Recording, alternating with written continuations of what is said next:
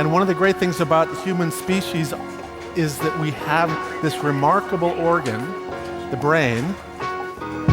La tête dans le cerveau. Biologie, cervelle, synapses, neurosciences, physique. The human brain really is the most unique gift of our species. Avec Christophe Rodeau.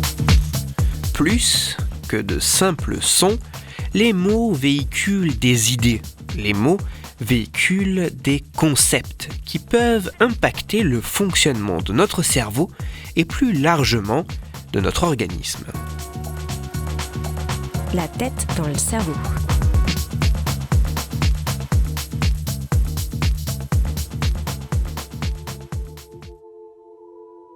Nous avons la capacité d'exprimer notre pensée et de communiquer par un système de signes.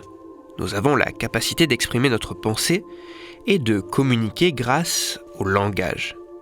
Fruit d'un apprentissage, la langue est un des aspects de ce langage. Dans cette langue, il est possible de distinguer des unités véhiculant un sens. Ces éléments sont nommés mots. Le mot peut avoir une trace écrite. Le mot est aussi associé à une suite de sons.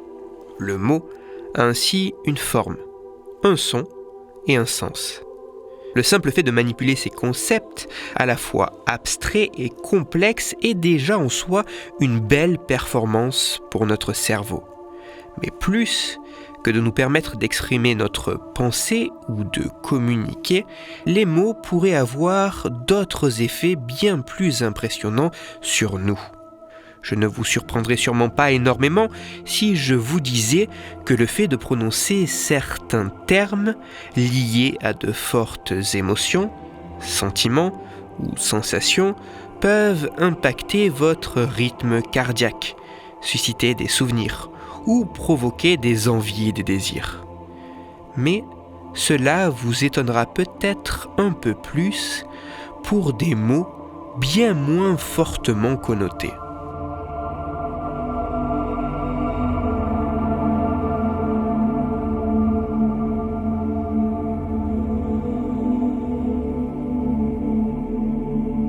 À quel point certains mots de notre quotidien peuvent impacter le fonctionnement de notre organisme.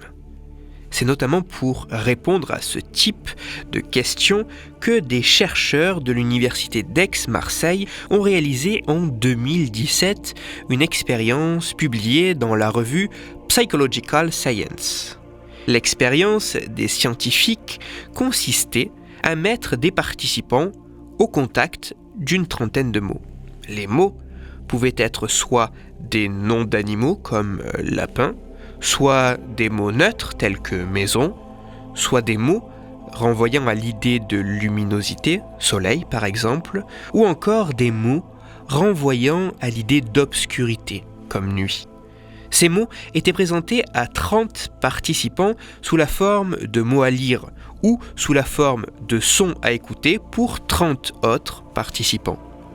Ce que les scientifiques ont mesuré au cours de cette expérience était la dilatation des pupilles des participants en fonction du fait que les mots renvoyaient à des idées de luminosité, d'obscurité ou d'autre chose. Les résultats sont tout bonnement fascinants.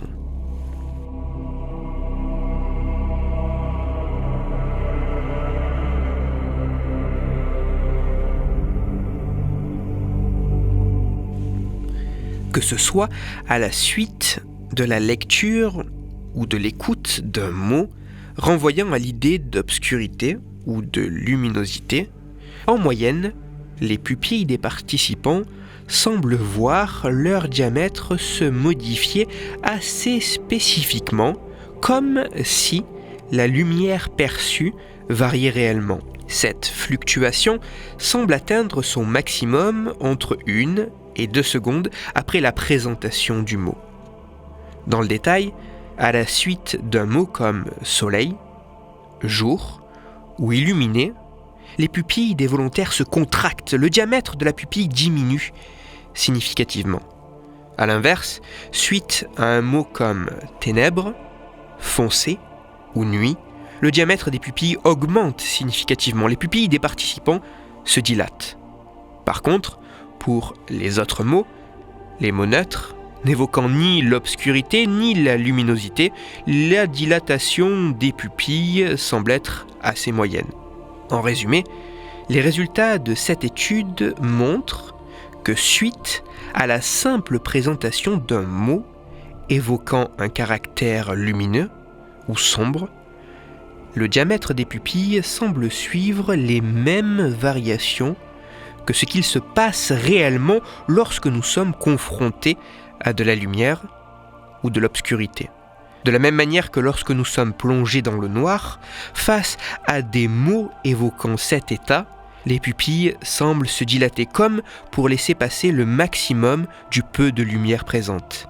Et inversement pour la lumière, de la même manière que lorsque nous sommes plongés dans la clarté, face à des mots évoquant cet état, les pupilles semblent se contracter comme pour filtrer au maximum l'importante quantité de lumière présente.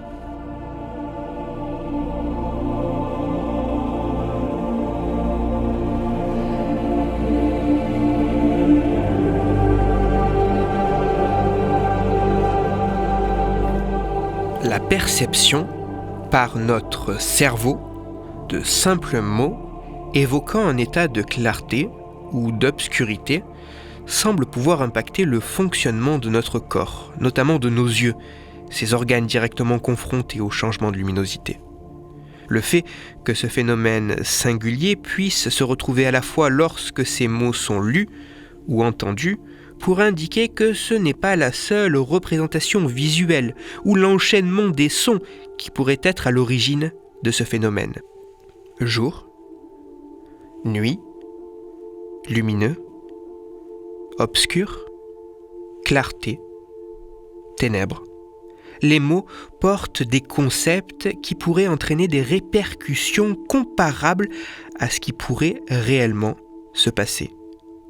Comme si l'idée qu'ils véhiculent était réellement présente. Tout ceci pourrait bel et bien provenir du sens des mots en eux-mêmes. Tout ceci pourrait bel et bien provenir de la représentation conceptuelle que nous avons de ces mots. Plus que de simples sons, les mots pourraient véhiculer de puissants messages à la fois évocateurs et manipulateurs, suscitant et modifiant des choses en nous tant physiologiquement que cognitivement.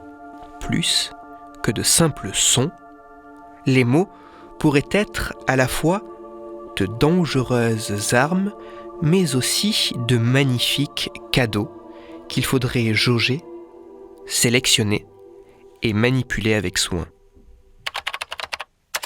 Toutes les références de ma chronique se trouveront sur mon site Cerveau en argot. L'étude que je vous ai présentée est plus complète et complexe que ce que j'ai exposé. N'hésitez pas à aller y jeter un œil pour mieux en saisir la profondeur et la portée. Bien qu'intéressants, et au moins en partie depuis répliqués par d'autres chercheurs, ces résultats gagneront encore davantage en considération avec la mise en évidence d'un mécanisme expliquant les répercussions obtenues à la suite de la perception des mots présentés. Pour approfondir la chronique d'aujourd'hui, je vous renvoie vers le communiqué de presse décrivant cette étude. Ce communiqué est disponible sur Internet et il a pour titre « Ce que les pupilles nous disent sur le langage ». Il est écrit par le Centre national de la recherche scientifique, le CNRS, et il est à lire sur le site cnrs.fr. En manipulant des mots pour chaque semaine raconter des histoires autour du fonctionnement cérébral, je suis particulièrement sensible au pouvoir évocateur de ceux-ci. Si vous souhaitez découvrir une autre étude mettant en lumière l'impact de certains mots sur notre organisme, je vous renvoie vers l'épisode de la tête dans le cerveau numéro 102 qui montrait que sans même y goûter, le sentir ou en être directement au contact, le café pourrait avoir un effet excitant. Avec un choix de mots plus ou moins réfléchi pour discuter science et cerveau, vous pouvez me retrouver sur Twitter, @Christophe_Rodo, R-O-D-O, sur la page Facebook de La Tête dans le Cerveau et sur mon blog Cerveau en argot. Si vous avez des questions ou des sujets dont vous voudriez que je parle, n'hésitez pas à me le faire savoir directement sur mon compte Twitter, sur la page Facebook ou par mail à l'adresse latettedanslecerveau@gmail.com et j'essaierai d'y répondre dans une future chronique. Toutes mes chroniques, y compris celles-ci, sont disponibles en réécoute sur mon podcast La tête dans le cerveau, à retrouver sur toutes les plateformes, dont SoundCloud, Deezer, Spotify, Google Podcast et iTunes. Christophe Rodeau. La tête dans le cerveau.